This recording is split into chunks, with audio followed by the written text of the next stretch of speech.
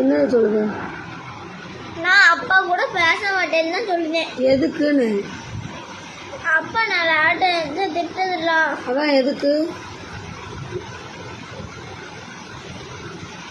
8 மணி நேரம் கரெக்டா தூங்கினா மூளை வச்சு சரியா இருக்கும்